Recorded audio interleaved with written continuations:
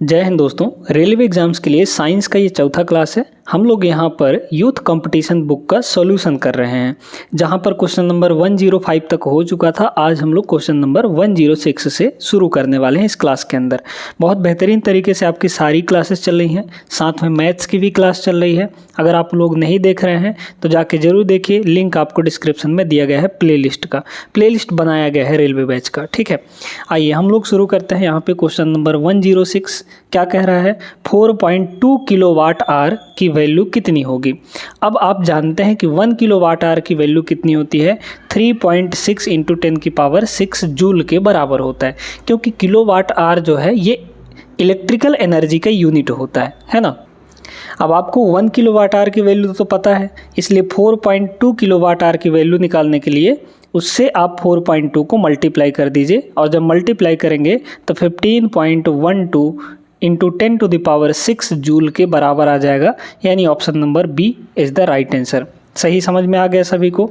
आइए second question देखिए, प्रकाश वर्ष द्वारा किसे मापा जाता है। अब आप लोग बहुत लोग ऐसा समझेंगे कि प्रकाश वर्ष देख के ये कहेंगे कि समय का है, लेकिन समय का नहीं होता है। ये प्रकाश वर्ष दूरी मापने के लिए यूज़ किया जाता है, जो खगोलीय दूरियां हैं, जो बहुत बड़ी बड़ी दूरियां हैं, उनको मापने के लिए। तो बी ऑप्शन यहाँ पे इसका करेक्ट आंसर हो जाएगा। 1 प्रकाश वर्ष की वैल्यू भी होती है 9.46 इंटू 10 की पावर 15 किलोमीटर में। 15 मीटर में होता है, 10 की पावर 12 किलोमीटर में होता है। ये वैल्यू भी हम आपको बता देते हैं, है ना। इतना होता है। 1 लाइट ईयर की जो वैल्यू होती है, इसको याद रखिएगा, है ना। पिछले क्लासेस में हमने डिस्कस किया था, यहाँ भी बता देते हैं। 1 लाइट ईयर की वैल्यू होती है 9.46 इंटू 10 की पावर यहाँ पर 15। अगर 15 लिख रहे हैं तो ये मीटर में होगा। अगर यहाँ से 3 बाहर निकाल दें, मतलब 1000 बाहर निकाल दें, तो किलो बन जाएगा। यानी 10 की पावर 12 किलोमीटर में हो जाएगा। समझ में आ गया सभी को। आइए अगला सवाल देखिए, यहाँ पे दिया है नैनोमीटर, 1 नैनोमीटर। तो 1 नैनोमीटर की वैल्यू तो हम आपको बता चुके हैं। 1 नैनो का मतलब होता है 10 की पावर -9, है ना। तो ये हो जाएगा 10 की पावर -9 मीटर, है ना। मीटर तो मीटर अपनी जगह रहेगा, बस नैनो की वैल्यू रख दी है हमने। लेकिन आपके ऑप्शन में ऐसा कुछ दिया नहीं है। आप सोचेंगे कि ऑप्शन नंबर बी है, तो गलत है, क्योंकि ये 1/10 की पावर -9 दिया है। अब इसको कैसे करेंगे देखिएगा। जब भी दोस्तों हमको अपने पावर का साइन चेंज करना होता है, तो हम या तो डिनोमिनेटर में ले जाते हैं, या फिर डिनोमिनेटर से न्यूमरेटर में ले जाते हैं। यहाँ पर ये आपका कुछ ऐसे है, इस टाइप से है। अगर हम इसको पलटेंगे तो हमारे पावर का साइन चेंज हो जाएगा। यानी 1/10 टू दी पावर, ये -9 जब नीचे आएगा तो प्लस का 9 हो जाएगा, यानी 10 टू दी पावर 9 मीटर के बराबर हो जाएगा। तो ऑप्शन नंबर डी इसका करेक्ट आंसर होगा, ना कि बी। जल्दबाजी में ऐसी गलतियां नहीं करनी है, जबकि ये छोटी सी गलती है, बट आपको खामियाजा भुगतना पड़ सकता है। आगे चलें अगले प्रश्न पे। अगला सवाल देखिए, क्या कह रहा है, 1 कूलाम डिवाइड बाई 1 सेकेंड किसके बराबर होगा। तो 1 एम्पियर के बराबर, क्योंकि यहाँ पर जो आई का फॉर्मूला होता है, आई मतलब करंट, धारा का फॉर्मूला होता है Q डिवाइड बाई T, है ना। The rate of change of flow of charge, ये हम लोग कहते हैं करंट को, है ना।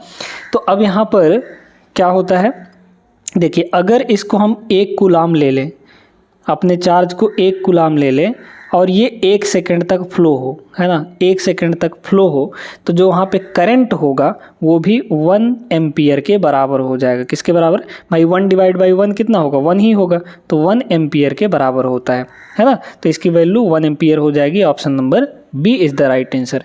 आवेश प्रवाह की दर को ही धारा कहते हैं, यानी the rate of flow of charge is called यहाँ पे करंट, ठीक है। आगे देखिए, 1 पिकोमीटर, कल सारा कुछ हम आपको बताए थे। पिकोमीटर होता है 10 की पावर -12 के बराबर, है ना। तो ऑप्शन नंबर सी यहाँ पे करेक्ट आंसर हो जाएगा। 1 जूल, 1 जूल किसके बराबर होगा। तो अब यहाँ पर देखिएगा, है ना, 1 जूल की वैल्यू हम लोग लिख रहे हैं, 1 जूल। तो ये बताइए दोस्तों, वर्क इक्वल टू कितना होता है, या फिर पावर इक्वल टू कितना होता है। पावर इक्वल टू ये होता है वर्क और डिवाइड बाई टाइम, है ना, वर्क डिवाइड बाई टाइम हो जाता है। तो ये तो है पावर का फॉर्मूला, है ना। अब यहीं पे अगर वर्क देखा जाए तो वर्क क्या होता है, फोर्स इनटू डिस्प्लेसमेंट, है ना, फोर्स इनटू डिस्प्लेसमेंट, ठीक है। अब ये बताइए कि वर्क यानी काम, काम का होता है जूल, ठीक है। तो इसको अगर हम 1 जूल बनाना चाहेंगे तो क्या होगा, ये होगा 1 न्यूटन, ठीक है, फोर्स आपका 1 न्यूटन होना चाहिए, और इनटू डिस्प्लेसमेंट, डिस्प्लेसमेंट आपका 1 मीटर का होना चाहिए, तब तो 1 और 1 का मल्टीप्लाई होके ये आपका 1 जूल बन जाएगा, है ना।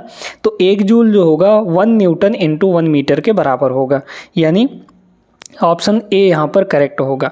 अच्छा, अगर आपको पास्कल के टर्म में पूछता तो पास्कल के टर्म में भाई power equal to, sorry Pascal नहीं, वॉट के टर्म में पूछता, है ना। तो यहाँ पे power equal to work upon time होता है, तो वर्क यहाँ से कितना हो जाता, वर्क यहाँ से हो जाता P इंटू टी।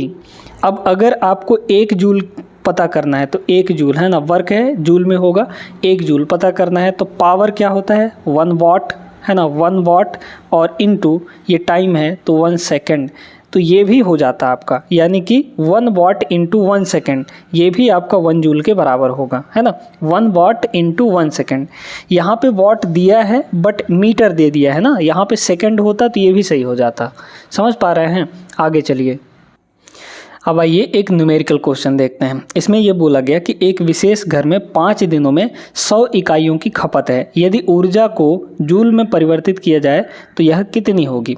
5 दिनों में 100 इकाई, 100 इकाई का मतलब क्या हुआ, जब हम लोग बोलते हैं कि भाई हमारे घर में इतने यूनिट बिजली खर्च हो गए, तो उस यूनिट का एक मतलब होता है भाई 1 यूनिट, हमेशा ध्यान रखिएगा क्या दोस्तों, 1 यूनिट की जो वैल्यू होती है, इसको थोड़ा नीचे कर लेते हैं, ठीक है, 1 यूनिट की जो वैल्यू होती है ना, 1 यूनिट, ये 1 यूनिट ही आपका 1 किलोवाट आवर के बराबर होता है।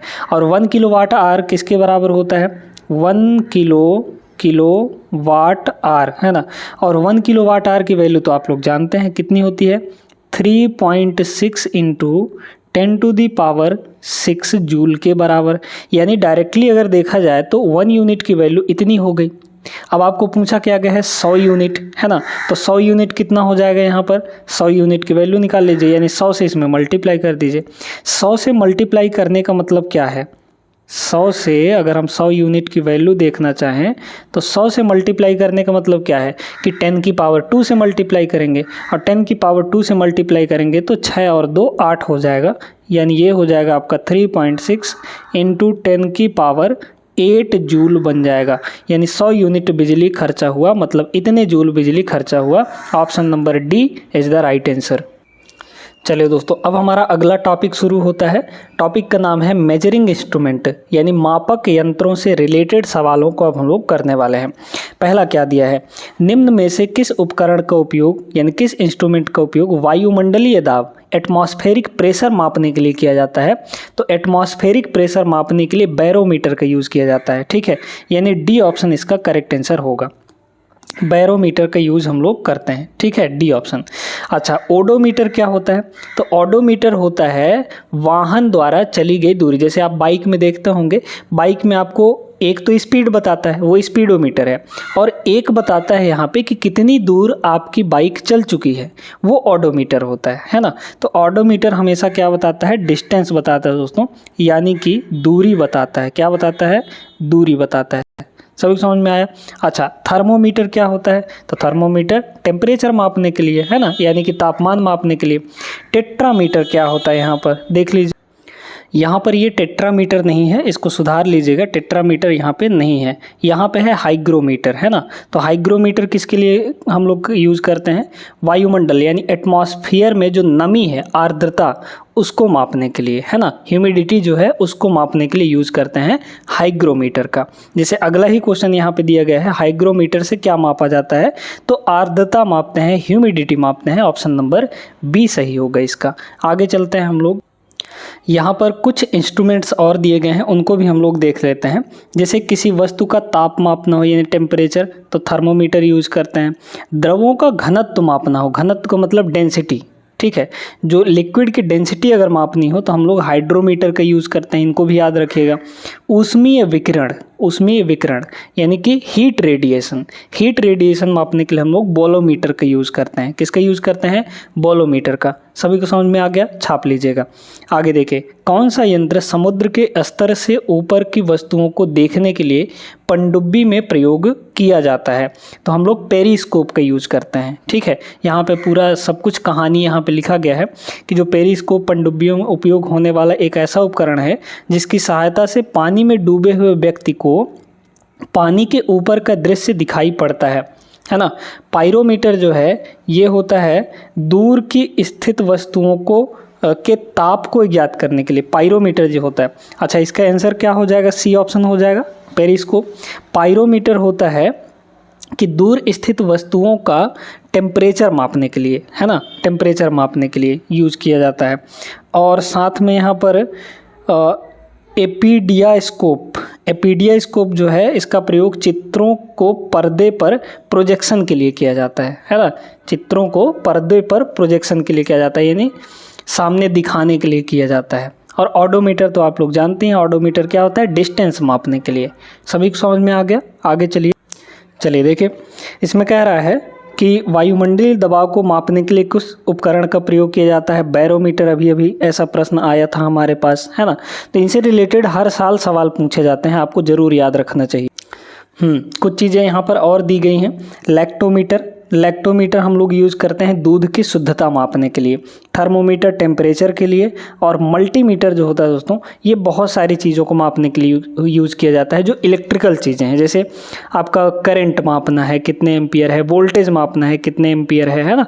तो मल्टीमीटर नाम से ही पता चल रहा है, मल्टीटास्किंग कर सकता है ये। बहुत सारी चीज़ें इलेक्ट्रिकल टर्म से रिलेटेड जो भी चीज़ें हैं इनको माप लेता है वो, है ना। जैसे आपका रेजिस्टेंस मापना हो, प्रतिरोध मापना हो, तो मल्टीमीटर की सहायता से हम लोग माप सकते हैं। ठीक है, समझ में आ गया। अच्छा, आ जाइए इसमें, निम्नलिखित में से किस उपकरण का उपयोग वायुमंडलीय, ये तो वही सवाल है ना। बैरोमीटर हो जाएगा इसका क्या हो जाएगा? बैरोमीटर हो जाएगा। चलिए अगला सवाल है यहाँ पे, सूर्य को देखने के लिए किस यंत्र का उपयोग किया जाता है? टेलीस्कोप बिल्कुल भी नहीं यूज़ कर सकते, हीलियोस्कोप का यूज़ किया जाता है, यानी ऑप्शन सी इसका करेक्ट होगा। तो सूर्य को देखने के लिए हीलियोस्कोप यंत्र का उपयोग किया जाता है। टेलीस्कोप जो होता है ये दूरदर्शी वस्तुओं को, है ना, देखने के लिए यूज़ किया जाता है, और जिसका प्रयोग दूर स्थित वस्तुओं को देखने के लिए किया जाता है। अल्टीमीटर जो है वो ऊंचाई मापक यंत्र है, मतलब ऊंचाई नापने के लिए, है ना, एल्टीट्यूड मापने के लिए कि कितने हाइट पर हम लोग पहुंच गए हैं समुद्र तल से, वो मापने के लिए अल्टीमीटर का यूज़ किया जाता है। ठीक है ना।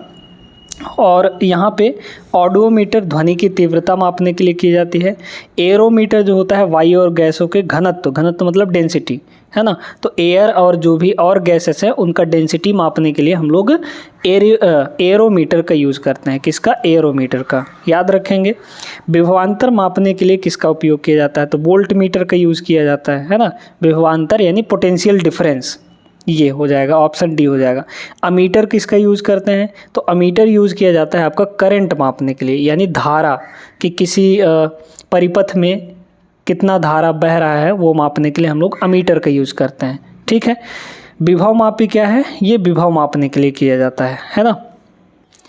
अगला क्वेश्चन देखिए यहाँ पे, विभवांतर को मापने के लिए, ये तो हो चुका है ना, वोल्टमीटर होता है, यही हो जाता है।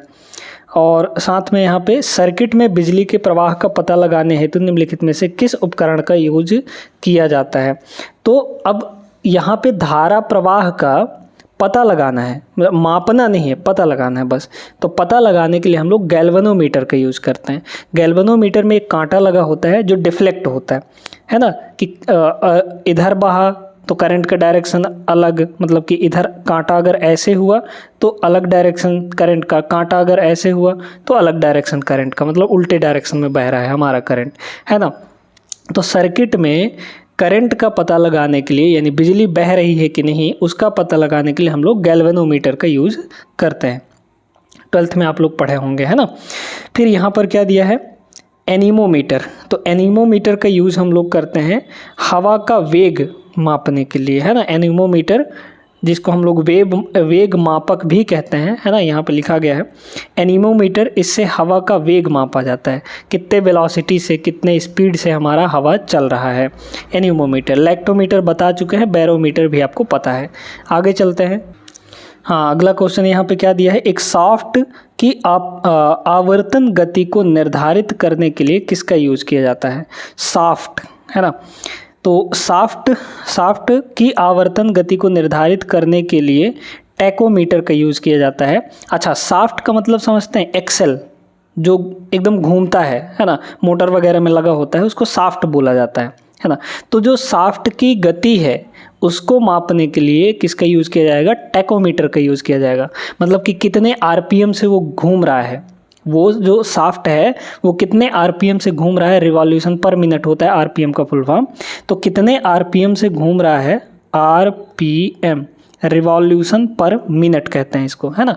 तो कितने स्पीड से घूम रहा है वो, उसका उपयोग हम लोग टैकोमीटर का यूज़ करते हैं, है ना। तो टैकोमीटर इसका करेक्ट आंसर हो जाएगा।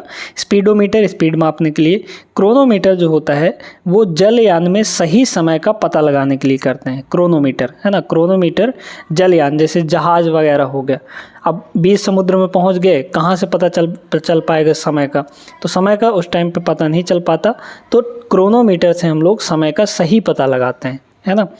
एनीमोमीटर आपको बता ही चुके हैं, एनीमोमीटर वायु का वेग मापने के लिए होता है, यानी हवा का चाल मापने के लिए। ठीक है, आगे चलते हैं क्वेश्चन नंबर 123 पे, है ना। अगला क्वेश्चन देखिए, विभवमापी पोटेंशियोमीटर क्या है ये एक मापन उपकरण है, संयोजक उपकरण नहीं है, संकेतक उपकरण भी नहीं है। जैसे गैल्वेनोमीटर जो है ये संकेतक उपकरण है ना, वो संकेत करता है कि बिजली बह रही है कि नहीं। अंशांकन उपयोग भी नहीं है, ये एक मापता है, ये पोटेंशियोमीटर, है ना, विभव को मापता है ना। तो यहाँ पर ए ऑप्शन इसका करेक्ट आंसर हो जाएगा, मापन उपकरण है। इनमें से किस उपकरण से विद्युत धारा मापा जाता है, एमीटर से मापा जाता है ना। करंट है, करंट को एमीटर से मापा जाता है। और वोल्ट मीटर आप जानते हैं वोल्टेज मापने के लिए। ओम मीटर जो होता है ये आपका प्रतिरोध मापने के लिए होता है। ठीक है, आगे बढ़िए। चलिए दोस्तों, अब एक बेहतरीन क्वेश्चन, अमीटर को अपने सर्किट के साथ कैसे लगाना चाहिए, कैसे जोड़ना चाहिए। या तो दो तरीके होते हैं, एक आपका श्रेणी क्रम यानी कि सीरीज कनेक्शन, और दूसरा पैरेलल कनेक्शन। तो अमीटर जो होता है ये हमेशा सीरीज में जुड़ता है, किस में जुड़ता है, सीरीज में जुड़ता है। लेकिन जो वोल्ट मीटर होता है, यानी वोल्टेज मापना है अगर, तो वोल्ट मीटर को हम लोग किस में लगाते हैं, पैरेलल कनेक्शन देते हैं। कैसे, पैरेलल कनेक्शन देते हैं, पैरेलल यानी समांतर क्रम में जोड़ा जाता है वोल्ट मीटर को। लेकिन अमीटर को हम लोग सीरीज में कनेक्शन करते हैं, है ना। तो जिस धारा में, जिस परिपथ में हमको धारा मापना हो वहाँ पे उसको सीरीज में जोड़ देते हैं, तो हमको वो धारा बता देता है ना। तो अमीटर को परिपथ में श्रेणी क्रम में संयोजित किया जाना चाहिए। हाँ ठीक है, ये तो हो गई। और एमीटर में निम्न वैद्युत प्रतिरोध होना चाहिए, बिल्कुल सही बात है। अमीटर में हम लोग एकदम लो रेजिस्टेंस का यूज़ करते हैं, ताकि जैसे ही हम उसको सीरीज़ में लगाएं तो वो हमारे करंट को रोके नहीं, क्योंकि प्रतिरोध जो होता है वो रोकता है करंट को, है ना। तो एमीटर में ऐसा प्रतिरोध हमको यूज़ करना है जो बहुत कम हो, एकदम जीरो के बराबर हो, है ना, ताकि वो हमारे करंट को इफ़ेक्ट ना डाले, हमारे करंट को रोके नहीं। हाँ, कम विद्युत खींचता है, बिल्कुल सही बात है। तो मतलब सारे के सारे इसके सही हो जाएंगे, है ना। यहाँ पे पढ़ लीजिएगा जो भी आपको दिया गया है, ठीक है। और एमीटर को पार्श्व में लगाते हैं, पार्श्व का मतलब सीरीज में लगाते हैं। और यहाँ पे वोल्ट मीटर को पैरेलल में लगाया जाता है, इन्हें समांतर क्रम में लगाया जाता है। क्लियर है सभी को, ये सारी चीज़ें आपने पढ़ी भी होंगी। आगे देखिए, किसको मापने के लिए क्या लिखा है, स्टेलॉग्मोमीटर का उपयोग किया जाता है ना। तो ये हो जाएगा आपका बी हो जाएगा। बहुत सारे उपकरण दिए हैं आपको, है ना। ये सब तो आप लोग पढ़े भी नहीं होंगे, हमने भी नहीं पढ़ा है अभी तक, सुना भी नहीं है स्टेगलोमीटर क्या है, ठीक है। तो ये होता है पृष्ठ तनाव मापने के लिए, यानी कि सरफेस टेंशन मापने के लिए। चलिए नेक्स्ट देखते हैं। यहाँ पे ऑडोमीटर एक ऐसा उपकरण है जिसका उपयोग गाड़ियों में दूरी मापने के लिए किया जाता है, आपको बता चुके हैं। बी ऑप्शन इसका करेक्ट आंसर हो जाएगा। ऑडोमीटर सिर्फ दूरी मापने के लिए यूज़ होता है ना। और स्पीड मापने के लिए स्पीडोमीटर का। निम्नलिखित में से कौन सा प्रवाही मापन उपकरण एक क्षेत्र मीटर यानी एरिया मीटर के लिए यूज़ किया जाता है ना। वेंचुरीमीटर ये अलग है ना। रोटामीटर ये अलग चीज़ है। पिटॉट ट्यूब हम लोग एरिया का किसी एरिया का क्षेत्रफल निकालने के लिए हम लोग किसका यूज़ करते हैं, पिटॉट ट्यूब का यूज़ करते हैं। ऑप्शन सी इसका करेक्ट आंसर हो जाएगा। यहाँ पे पढ़ लीजिएगा क्या होता है। पिटॉट नली द्वारा खुली चैनल में द्रव की प्रवाह की गति को मापने का उपयोग किया जाता है। ठीक है, तो सी ऑप्शन इसका करेक्ट हो जाएगा। आगे हम लोग यहाँ पे अगले क्लास में मिलेंगे और इसके आगे के प्रश्नों को करेंगे। आज का क्लास अगर पसंद आया हो तो लाइक कर दीजिए वीडियो को। मिलते हैं नेक्स्ट क्लास में।